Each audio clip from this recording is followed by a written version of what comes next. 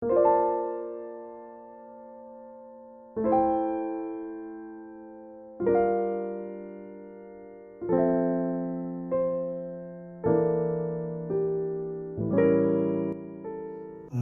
본문 말씀을 통해서 부르심에 합당한 삶이라고 하는 제목으로 하나님의 말씀을 함께 나누고자 합니다. 여러분들은 철밥통이라는 말을 들어보셨을 겁니다. 그렇죠? 이 철밥통이라는 말은요, 깨지지 않는 밥그릇이다 라는 그런 문자적인 의미를 가지고 있고요. 그 의미는 구조조정이나 혹은 부도날 염려가 없는 그런 걱정이, 그런 부도에 염려가 없는 그런 공무원들을 흔히 가리켜서 흔히들 절밥통이다 이렇게 지칭을 하죠. 하지만 이 단어가 진짜 의미하는 바는 다음과 같습니다. 흔히 자신의 의무와 책임은 다하지 않으면서도 더불어서 자기가 누릴 것은 다 챙기는 사람을 가리키는 또 말이기도 합니다. 자, 그런데 이처럼 철밥통이다 라는 말을 듣는 사람들의 공통점이 있어요. 그게 뭔가 봤더니 자기가 몸담고 있는 조직, 자기가 몸담고 있는 회사를 향한 사랑하는 마음이 별로 없다는 겁니다. 애사심이 없기 때문에 그냥 대충대충 최선을 다하지 않습니다. 대충대충 때우는 식의 일을 합니다. 그러다 보니까 결과적으로 개인의 발전도 없고, 개인의 발전이 없으니까 결국은 그 회사의 발전도 없겠죠. 이처럼 애사심이 없는 사람들에게 있어서 직장이란 도대체 무슨 의미인가? 그냥 밥 벌어먹는 곳, 그 이상 그 이하도 아니에요. 즉 자신이 왜 이 직장에 부름을 받았는지에 대해서 잘못된 생각을 가지고 있다는 것입니다. 때우기 식의 생각, 밥 벌어먹기 급급한 정도의 생각은 실제 사회적으로도 발전을 저해하는, 좋지 않은 그런 결과를 가져오게 되죠. 자, 그런데 가만히 들여다보니까 이런 류의 생각을 누가 하는가? 들여다봤더니 나이가 많다, 나이가 적다 의미가 없어요. 나이가 많든 적든 누구나 그런 생각에 빠질 수 있습니다. 또 학벌이 높으냐 아니냐 이것도 차이가 없어요. 학벌이 이 사람의 근면함을 보장해 주진 못하더라고요. 또한 신앙이 있느냐 없느냐 그건 역시 그것을 보장해 주지 못하더라고요. 무슨 말인가? 예수 그리스도를 믿는다라고 고백하는 신앙인들 중에도 이런 식으로 그저 때우는 식의 직장 생활을 하는 사람들도 있다는 것입니다. 문제는 이러한 잘못된 질서, 잘못된 생각들이 교회 공동체 안으로 파고들어서 교회의 질서를 어지럽히는 데 있습니다. 따라서 우리는 이런 식의 잘못된 세속적인 흐름과 질서가 교회 안에 들어오지 않도록, 교회 안에서 통용되지 않도록 어떻게 돼요? 결과는 항상 당신이 아니라 나예요. 이런 세상의 질서가 교회 안에서 통용되지 않도록 하나님의 말씀으로 나 자신을 비추어 보아야 할 것입니다. 자, 이 세상에서는요, 오로지 성공이라고 하는 목표를 가진 이 세상에서도요, 성공이라는 이 목적을 이루기 위해서 강조하고 또 강조하는 게 있습니다. 그것은 바로 애사심, 주인의식입니다. 많은 회사들이 제도를 세웠는데 이달의 사원이라고 하는 제도를 만들어서 운영을 합니다. 이번 달에 들어서 가장 칭찬할 만한 사원은 누구인가? 칭찬받기에 충분한 어떠한 일들을 했으므로 이달의 사원으로 뽑아서 그 다음에 어떻게 해주죠? 이달의 사원으로 뽑히는 명예와 또 보상까지 준다면 자연스럽게 그 직원으로 하여금 애사심을 혹은 주인의식을 가지게 할 수 있겠죠. 어느 날 제가 대형마트에 일찍 간 적이 있었습니다. 일찍 갔더니 아직 너무 일찍 가가지고 이 대형마트의 셔터문이 아직 올라가지 않아요. 그러니까 문을 아직 오픈을 안 한 거예요. 문을 안 열었는데 봤더니 아내가 불을 환하게 켜놨어요. 그리고 제가 그래가지고 궁금하잖아요. 그래가지고 이렇게 들여다봤더니 불이 환하게 켜져 있고 이 백화점의 직원들이 쫙 서 있더라고요. 이렇게. 그래가지고 이제 준비하나 보다 라고 하고 있는데 갑자기 음악 소리가 막 나오더니 그 직원들이 다 같이 음악에 맞춰서 같은 율동으로 막 춤을 추더라고요. 막 이렇게. 네. 그래서 야, 이게 참 신기하다. 그리고 한참을 봤습니다. 이게 뭐예요? 애사심 향상을 위한 겁니다. 우리는 하나다. 이것을 강조하기 위한 거죠. 저 역시 제가 청년 시절 때 LG 그룹 현장에서 제가 일을 해본 적이 있어요. 근데 오전 7시에 모든 그 일하는 전 직원이 다 현장에 투입되기 전에 한 자리에 다 모입니다. 엄청나게 많은 인원이 모여서 똑같이 음악 소리가 나오면 거기에 맞춰서 또 춤을 춥니다. 역시 애사심 고취를 위한 것이죠. 자, 그렇다면 왜 성공을 목표로 하는 이윤 추구를 목표로 하는 회사들마다 이처럼 애사심을 고취시키기 위해서 많은 시간과 많은 재정을 투입하는 것일까요? 바로 구성 원인, 나 자신의 부르심을 명확히 하고 새롭게 하기 위한 것입니다. 내가 왜 이 자리에 있는지에 대한 근본적인 그 물음에 답을 잃지 않음으로써 올바른 길로 계속해서 달려나갈 수 있게 하기 위한 것입니다. 자, 성도 여러분, 이 시간 나 자신에게 스스로 이렇게 질문해 보십시오. 나는 왜 예배하는 이 자리에 와 있는가? 속으로 한번 생각해 보세요. 스스로에게 질문을 던져보세요. 다시 한 번 더 질문해 보겠습니다. 여러분 스스로에게 속으로 한번 질문을 던져보세요. 내 인생의 목표는 무엇인가? 여러분, 아이고 목사님 젊은 청년도 아니고 아니 나이가 들었는데 이런 질문 자체가 무슨 의미가 있습니까? 인생의 목표, 그 목표를 생각할 나이는 훨씬 지난 것 같은데요 라고 생각하실 수도 있습니다만 아닙니다. 이것은 굉장히 중요한 질문입니다. 왜냐하면 성도로서의 하나님의 백성으로서의 정체성을 알고 있는가, 또 알고 있다면 잊지 않고 살아가고 있는가를 지금 확인하는 질문이기 때문에 그렇습니다. 만약 우리가 성도로서의 정체성을 모른다면 우리는 하나님이 열심히 우리를 향해서 말씀을 통해서 교훈을 주시고 가르침을 주심에도 불구하고 우리는 전혀 다른 길로 갈 수밖에 없어요. 내가 보기에 좋아 보이는 곳으로, 내가 원하는 곳으로. 또한 정체성을 알고 있더라도 이것을 늘 상기하고 살아가지 않는다면 반드시 잘못된 곳에 가서 쿵 여기 가서 부딪히고 쿵 저기 가서 부딪힐 수밖에 없습니다. 여러분 운전할 때는 항상 신경을 써야 될 곳이 정말 많습니다만 그 중에서도 대표적으로 신경을 써야 되는 것은 바로 표지판이에요. 도로 표지판. 왜냐하면 왜 그럴까요?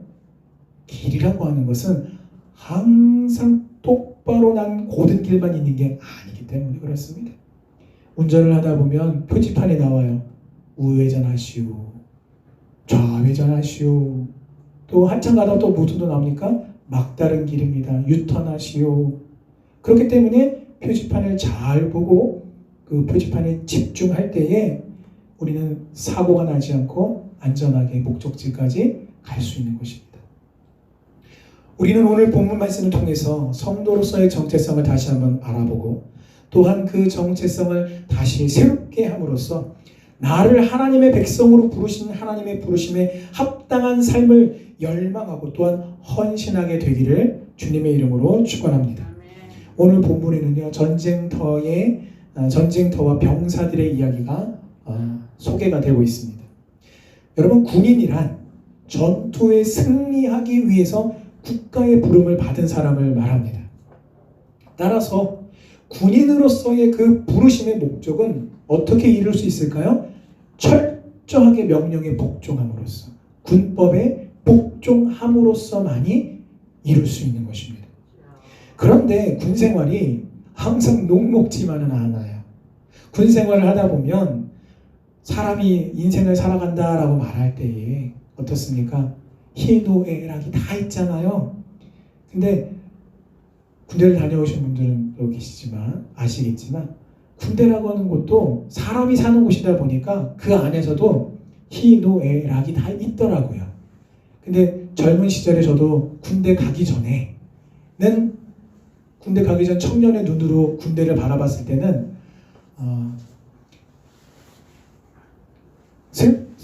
그 절망만 있는 줄 알았어요. 저기 군대를 어떻게 가지? 군 생활을 어떻게 감당하지? 이랬는데 막상 그곳에 가보니까 그것만 있는 게 아니라 희노애락이 다 있더라고요. 저도 여러분 그래서 이렇게 힘든 일이 일어날 때 어떤 게 힘듭니까? 대표적으로 고참이 괴롭힙니다. 때리기도 해요. 요즘 군생활이 너무 좋아졌다고 하죠. 많이 좋아진 것 같아요. 근데 과거에도 그랬지만 수십 년 전에도 군대에 구타는 없습니다. 항상 그건 공식적인 입장이었지만 항상 암암리에 비밀리에 그렇게 몰래 사람을 괴롭히고 때리고 이렇게 하는 고참들이 있었어요. 참 그게 힘든 일이죠. 군생활을 하면서. 왜요? 그 안에 갇혀 사니까. 그 안에서 어떻게 마음대로 이렇게 출입할 수 없고 이렇게 벗어날 수 없는데 그 안에서 이 고참으로부터 괴롭힘을 당한다는 것은 굉장히 심리적인 부담이거든요. 또 어떤 일이 벌어집니까? 있을 수 있습니까? 군 밖에 있는 애인이 고무신을 거꾸로 또 신을 수도 있잖아요. 그러면 난리가 나요, 정말. 자, 그런데 여러분, 이러한 종류의 힘든 일이 있을 때 군인들 다 힘들어합니다. 갈등해요. 그런데 건강한 사람들은 이러한 어려움들을 잘 극복하고 이겨내는 사람이 건강한 사람이에요. 그러나 생각이 건강치 못한 사람은요, 그런 힘든 일이 때문에 결과적으로 다른 또 누군가를 또 때립니다. 자기가 힘든 일 때문에 또 누군가를 때리는 구타 사건을 일으키거나 타령을 하기도 합니다. 즉 우리 인생에서 여러분 어려운 고난의 문제는 없을 수가 없어요. 그러나 건강한 사람이라는 것은 이 문제를 바로 하나님의 말씀대로 건강하게 해결하는 사람을 말하는 것입니다. 저는 군 생활하면서 군종병도 해보고 또 결과적으로는 이제 행정병을 했습니다. 한 1000명 정도 되는 병사들의 인사행정을 제가 다 봤었었는데 어느 날 주일날 이렇게 쉬고 있는데 갑자기 사무실로 빨리 내려오라는 연락이 온 거예요. 그래가지고 불이 나게 내려가 봤더니 비상이 걸린 겁니다. 무슨 일이 생겼냐면 군대 내 탈영병이 생긴 거예요. 누군가 탈영해서 도망갔어요. 그래가지고 어쩐 일인가 알고 봤더니 군대 내 구타 사건이 있었고 고참의 괴롭힘 때문에 이 병사가 어떻게 했냐면 계속 그 괴롭힘을 당하다가 참다가 결국은 쉬는 날, 휴일날 저 인적이 드문 그 군대 그 울타리를 넘어서서 저기 이제 버스터미널 해가지고 도망간 거예요. 근데 그 처리를 어떻게 되면 탈영 사건이 생기면 당시 제 업무였어요. 인사행정을 받기 때문에 그 관련된 일들을 제가 처리를 해야 됐습니다. 그래서 제가 왜 도망가가지고 왜 탈영해가지고 이렇게 평상시에도 너무 바빠가지고 쉬지도 못하는데 오늘 이렇게 간만에 좀 쉬려고 했는데 제가 막 투덜투덜 됐거든요. 그리고 그 내역을 쭉 이렇게 살펴봤더니 많이 힘들었겠더라고요, 그 병사가. 근데 여러분, 힘들었겠다라고 하는 것은 이해가 가지만 그 병사가 해결하기 위해서 취했던 그 방법은 건강한 방법이에요? 건강치 못한 방법이에요? 건강치 못한 방법이에요. 여러분, 그 탈영한 병사는요, 군사로 부름을 나라로부터 군사로 부름을 받았음에도 불구하고 그 정체성을 잊어버리고 자기의 안위, 자기의 안녕에만 집중했을 때에 나는 이거 못 견디겠다. 거기에 집중하니까 어떻게 해요? 건강치 못한 방법으로 그 문제를 해결해 버린 것입니다. 저와 여러분도 하나님의 군사로 부름을 받았습니다. 하늘나라의 군사로 부름을 받은 최고의 목표와 목적은 바로 하나님의 영광을 위해서 사는 것입니다. 내가 이 세상에 태어난 것 하나님의 영광을 위해서입니다. 내가 예수 믿고 구원받은 것 하나님의 영광을 위해서입니다. 내가 우리 장락교회에서 신앙생활을 하는 것 하나님의 영광을 위해서입니다. 내가 지금 직장과 사업장과 일터에서 열심히 일을 하는 것 바로 하나님의 영광을 위해서입니다. 내가 지금의 남편과 아내 그리고 자녀들을 만나게 된 것 역시 하나님의 영광을 위해서입니다. 내가 학업을 감당하고 직분을 감당하고 또한 사명을 감당하는 것 역시 하나님의 영광을 위해서입니다. 내가 숨쉬고 살아가고 먹고 마시고 인생의 희노애락과 함께 살아가는 건 모두가 다 하나님의 영광을 위해서입니다. 하나님의 군사로서 이 최고의 부르심의 목적을 모른다면 우리는 하나님이 우리를 향해서 지시하시는 그 올바른 목적을 벗어나서 길을 잃고 좌초하고 말 것입니다. 여러분, 좌초하는 인생에는 승리가 없습니다. 좌초하는 인생에는 오직 두려움만이 있을 뿐입니다. 여러분, 오늘 본문으로 들어가 보면요, 이스라엘 군사들은 사울 왕을 쫓아서 전쟁터에 나갔지만 골리앗이라고 하는 무서운 대적을 만나고 맙니다. 분명히 그들은요 군복을 입고 있고요, 또한 군대의 규율을 따르고 전쟁터라고 하는 긴박한 현장 가운데 들어와 있습니다. 그래서 누군가가 이야기하지 않아도 자기 스스로가 야, 나는 군사야, 나는 이 전쟁을 치르기 위해서 징집되어 부름을 받은 병사야, 이거를 깊이 깨달았을 거예요. 이게 전쟁이구나, 이런 게 전쟁의 두려움이구나, 아마 깊이 깨달았을 겁니다. 그러나 정작 골리앗이라고 하는 거대한 장애물이 나타났을 때 그들이 보인 행동은 뭡니까? 바위 뒤에 숨어서 무서워서 벌벌벌 떨고만 있었어요. 이게 뭐예요? 겉모습을 보고 제복을 보고 그들이 말하고 행동하는 걸 보면 군사구나라고 알고 있는데 정작 그들이 골리앗 앞에서는 어떻게 해요? 바위 뒤에 숨어서 스스로 나는 군사가 아니에요 라고 하는 것을 증명해 보였다라는 거예요. 하나님의 백성들이 주일 모여서 예배 자리에 모여서 하나님을 예배하고 찬양하고 기도하고 그렇게 우리는 신앙의 고백을 합니다. 그러나 그러한 모습과 더불어서 우리에게 필요한 것은 무엇입니까? 골리앗과 같은 우리 현실의 문제 앞에 섰을 때에 내가 과연 오늘 이 본문에 나오는 병사들과 같이 바위 뒤에 숨어서 벌벌 떠는 것으로서 내 삶으로 하나님의 자녀가 참 하나님의 군사로서 부름받기 합당치 못한 모습을 증명하고 있는지는 않은지 우리 스스로 한번 돌아봐야 할 것입니다. 이렇게 골리앗 앞에서 사기를 잃어버린 군사를 독려하고자 사울 왕이 세 가지의 조건을 내걸었습니다. 첫 번째 무엇입니까? 골리앗을 죽이는 사람에게는 첫 번째 많은 재물을 주겠다. 또 재물을 줘서 부자로 만들어주겠다. 둘째, 공주와 결혼시켜주겠다. 셋째, 그 아버지의 집이 짊어져야 할 세금을 면제시켜주겠다. 여러분 어떻습니까? 인생 역전할 수 있는 아주 절호의 기회입니다. 왜냐고요? 아니 여러분, 부자가 되면요 경제적으로 부해질 뿐만 아니라 부자가 되면서 사람들이 쫙 모여들어요. 그럼 어떻게 됩니까? 저절로 인맥이 쫙 형성이 됩니다.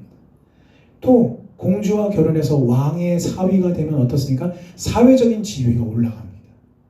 사회적인 지위가 올라가니까 또 어떻게 됩니까? 또 자연스럽게 또 인맥이 더 두터워지겠죠. 뿐만 아니라 당시에 왕 제도라고 하는 것을 만듦으로써 하나님이 분명히 사무엘을 통해서 이스라엘 백성들에게 경고하셨습니다.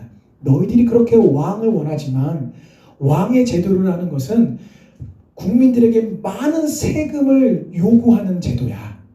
너희들이 무척 힘들 거야 라고 경고했음에도 불구하고 이스라엘 백성들이 그래도 우리에게 왕을 주소서라고 요청을 했었죠. 그것과 같이 얼마나 이 세금의 이 부담이 컸는지 오늘 사울 왕이 세 번째로 내걸은 조건이 그 아버지의 세금의 문제를 아버지 집에 그 일가에 세금을 면제시켜 주겠다는 것이 아주 큰 공약 중에 하나가 될 정도였다는 것입니다. 자, 그런데 여러분, 그래서 어떻게 합니까? 인생 역전할 수 있는 아주 좋은 기회가 왔어요. 근데 아무도 나서지 않는 겁니다. 왜요?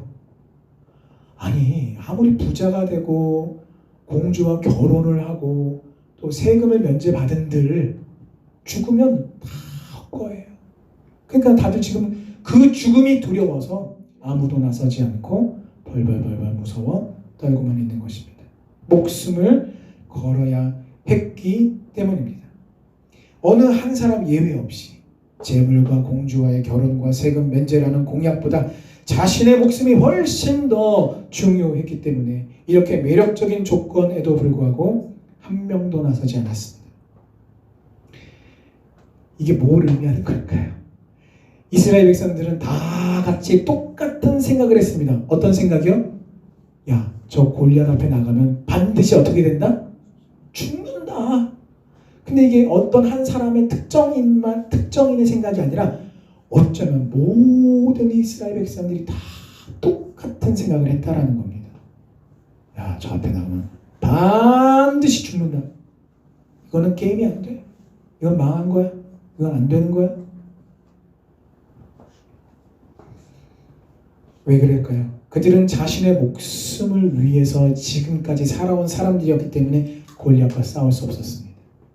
그들은 하나님의 영광을 위해서 살지 않았기 때문에 골리앗이라고 하는 인생의 큰 위기와 문제 앞에서 용기 있게 맞설 수가 없었던 것입니다. 우리도 마찬가지입니다. 하나님의 영광을 위해서 살아야 할 우리가 그 부르심을 버리고 이 땅에서의 재물과 부자가 되는 것, 건강하게 사는 것, 성공하는 것, 사회적으로 유명해지는 것, 지금 내 앞에 닥친 현실의 문제 해결에만 급급해하는 것 등등 이 땅의 것에만 집착하는 믿음 생활에는 항상 패배만 있을 뿐입니다. 왜냐하면 이런 사람들에게는 하나님의 영광보다 자신의 목숨과 자신의 유익이 더 소중하기 때문입니다. 그러나 다윗을 보십시오. 하나님의 군대를 모욕함으로 하나님을 욕하는 그 골리앗을 보고 급하게 흥분합니다. 여러분, 다윗이 군사입니까? 아니에요. 양을 치는 목동이었습니다. 여러분, 흥분하는 데는 군사 따로 목동 따로 없어요. 다 같이 흥분할 수는 있습니다. 그러나 여러분, 이 다윗의 혹이 어떻게 하나님의 군대를 모욕하는, 하나님의 이름을 모욕하는 저 골리앗을 가만둡니까? 응? 하나님의 이름을 용서할 수 없습니다. 내가 가서 그냥 혼내주겠다고. 근데 이 말을 다윗이 한 번 한 게 아니라 여기 가서 수고수, 저기 가서 또 이야기, 저기 가. 그래서 형들이 그걸 보고 어떻게 합니까? 막 비난하죠, 막 혼내죠. 네가 이러려고 전쟁터에 왔느냐. 근데 그 소식이 그 이야기가 사울 왕의 귀까지 들려서 사울 왕이 어떻게 합니까? 야, 빨리 데려와. 내 앞에 데려와. 그래서 다윗이 사울 왕 앞에 딱 섭니다. 그때도 또 물어봅니다. 그러자 다윗이 어떻게 합니까? 똑같이 대답해요. 움츠러들지 않습니다. 그가 다른 곳에서 다른 진영에서 했던 말과 똑같이 하나님의 이름을 모욕하는 저 골리앗과 맞서 싸울 수 있습니다. 승리할 수 있습니다라고 그렇게 호기를 불태웁니다. 바로 여기서 다윗과 다른 이스라엘 백성들의 차이가 바로 여기 있습니다. 다윗이 골리앗과 싸우고자 하는 핵심의 동기가 무엇입니까? 바로 하나님의 영광이에요. 하나님의 이름이 지금 모욕당하고 있다는 것을 견딜 수 없는 하나님의 영광을 위해서 살아왔던 다윗으로서는 지금 그 현실 앞에서 하나님의 이름이 모욕당하는 것을 도저히 견딜 수가 없었고 도저히 그것을 용서할 수가 없었던 것입니다. 이처럼 하나님의 영광을 위해서 골리앗과 싸우려고 하는 것이 다윗의 핵심 동기였다면 지금 이스라엘 백성들에게 있어서 동기가 되는 것이 무엇입니까? 부와 명예와 형통이에요. 싸움이 되질 않아요. 그러나 하나님의 영광을 위해서 산 다윗은요, 골리앗을 쓰러뜨렸습니다. 믿음으로, 그래서 여러분, 믿음으로 사는 사람에게는 한계가 없는 사역을 감당할 수 있다는 것을 하나님께서 우리에게 보여주고 있습니다. 또한 성도로 부름을 받았으나 이 세상에서의 유익과 목적을 추구하는 삶은 사람은 결국은 부르심대로 살지 못하고 한계에 부딪힐 수밖에 없다는 것을 우리에게 교훈하고 계십니다. 사랑하는 성도 여러분, 우리가 이 세상의 것을 구하지 않을 수는 없습니다. 전에도 말씀을 드렸지만 우리 하나님 앞에 구해야 돼요.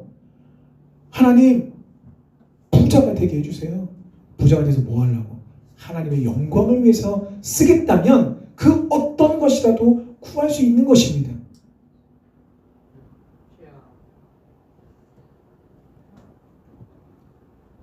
우리가 이 세상의 것을 구하지 않을 수 없으나 하나님의 영광이 여러분의 인생의 온전한 목적이 되시기를 주님의 이름으로 축원합니다. 영적 싸움을 감당해야 할 하나님의 군사로서 부르심을 받은 대로 순종하는 여러분 되시기를 기원합니다. 우리 안에 이러한 열정과 소망을 가져야 합니다. 자, 그런데 이러한 열정과 소망만 가지면 부르심에 합당하게 살 수 있을까요? 이 질문에 대해서 다윗을 향해서 사울 왕은 뭐라고 대답했냐면 안 된다라고. 야, 다윗아, 너의 그 열정과 그 소망만으로는 안 돼. 너야 네 안에 있는 그 소망, 이 열정 좋아. 참 그래 좋은 거야. 하지만 그걸로도 안 되는 게 있는 거야라고 지금 누가 얘기해요? 사울 왕이 그렇게 이야기합니다. 야, 안 돼. 야, 골리앗을 봐봐. 골리앗은 어렸을 때부터 사람을 죽였던 용사야. 그의 재구를 봐. 비교할 수가 없잖아. 너는 뭐니? 널 봐라. 너는 양치기 아니니? 이 싸움이 어떻게 가능하겠니? 라고 사울 왕이 진정시키죠. 여러분, 우리도 이러한 판단을 내릴 때가 얼마나 많습니까?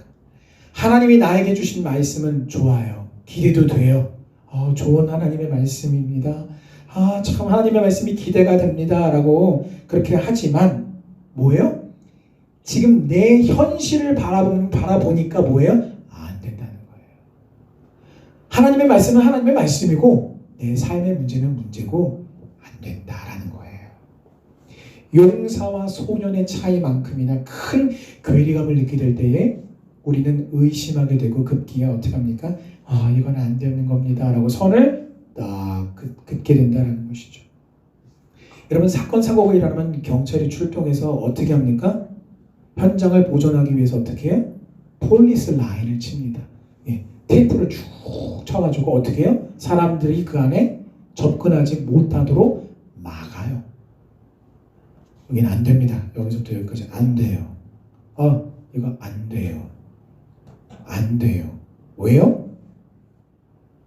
현장을 보존하기 위해서 그러죠. 우리는 어떻게 합니까? 우리가 이 다윗처럼 역사하시는 그 하나님을 믿음으로 바라보지 못하고 내 현실의 문제를 바라보고 그것만 집중할 때 어떻게 해요? 안 돼요 라고 자꾸 이 폴리스 라인을 치는 거예요. 근데 여러분, 이것을 넘어서서 오늘 사울왕을 보십시오. 사울왕이 이런 믿음이 있었으면 진작에 사울왕이 먼저 뛰쳐나가서 여호와의 이름으로 너를 단죄한다라고 그렇게 선포하고 뛰쳐나갔을 겁니다. 근데 사울왕도 지금 누군가가 해결해 주기를 기다리니까 이 세 가지 공약을 걸었죠. 이건 무엇을 의미합니까? 자기 자신을 향해서 먼저 안 된다고 그렇게 사울왕이 그렇게 안 된다고 선을 친 거예요. 난 안 돼. 근데 지금 그렇게 자기를 향해서 안 된다고 한 사울왕이 지금 어떻게 하고 있습니까? 너도 안 돼. 너도 안 돼. 자기 자신만을 향해서 안 된다고 부정하는 게 아니라 타인을 향해서도 믿음으로 된다라고 말하는 사람을 향해서도 안 돼라고 지금 사울왕이 그렇게 부정적인 말로 그를 가두고 선을 치고 있다는 것입니다. 여러분, 자신에게 불신의 선을 그을 뿐만 아니라 다윗을 향해서도 또한 하나님을 향해서 불신의 말로 판단하고 있는 사울왕을 보십시오. 이것이 만약에 우리의 모습이라면 빨리 회개해야 합니다. 회개한 후에 오늘 다윗의 고백으로 하나님 앞에 나아가야 합니다. 그래서 여러분, 다윗은 안 된다고 하는 사울 왕의 말을 정면으로 반박합니다. 아닙니다. 됩니다. 여러분, 다윗의 이 고백은요, 신념이 아니에요. 신념이 무엇입니까? 그렇게 될 것이다 라고 하는 개인의 믿음. 이게 신념이죠. 근데 여러분, 우리도 그렇잖아요. 하나님의 말씀이 이루어질 겁니다 라고 우리도 그렇게 믿고 고백하잖아요. 그러면 우리의 그 고백이 개인의 신념인지 아니면 정말 믿음인지 어떻게 구분할 수 있을까요? 그것은 바로 그 고백의 뿌리를 살펴보면 됩니다. 그 뿌리를 살펴보면 돼요. 다윗이 골리앗이라고 하는 현실의 문제에 대항해서 싸울 수 있을 뿐만 아니라 반드시 승리할 수 있다라고 장담하는 것은 골리앗과의 싸움에 앞서서 자기의 삶의 체험과 고백이 있었기 때문에 가능한 것이었습니다. 다윗은 지금 전쟁터에 나오기 이전에 양을 칠 때 이게 뭐예요? 자기 평상시의 삶이에요. 우리가 주일날 나와서 예배 드려야 합니다. 굉장히 중요해요. 여기서 하나님의 은혜가 시작해서 하나님의 은혜가 선순환하는 그 시작점은 바로 예배 자리입니다. 그래서 우리는 정말 목숨을 걸고 사실은 하나님 앞에 예배해야 돼요. 근데 여러분 더불어서 무엇이 중요합니까? 우리의 삶의 현장에서의 삶의 예배가 아주 중요해요. 오늘 다윗을 보세요.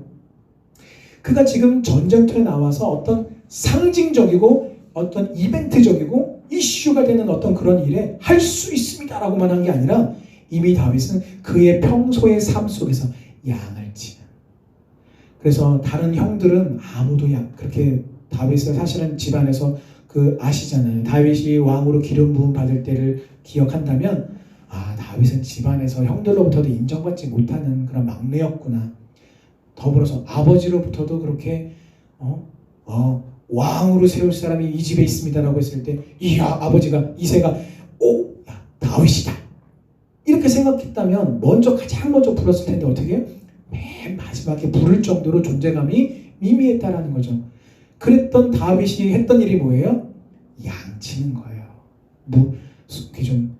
그래서 형들로부터 인정받지 못하는 그런 아주 소소한 일, 일상적인 일, 이런 일을 감당하는 그 자리에서 다윗은 어떻게 했습니까? 하나님의 영광을 위해서 살았어요.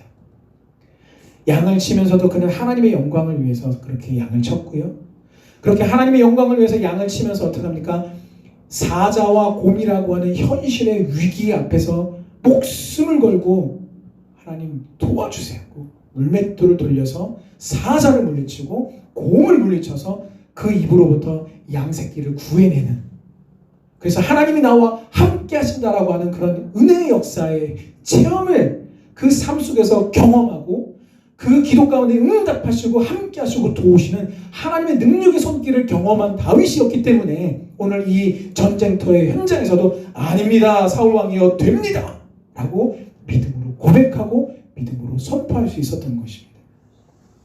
말씀을 맺겠습니다. 사랑하는 성도 여러분, 여러분에게는 하나님의 영광이 여러분 인생의 전부입니까?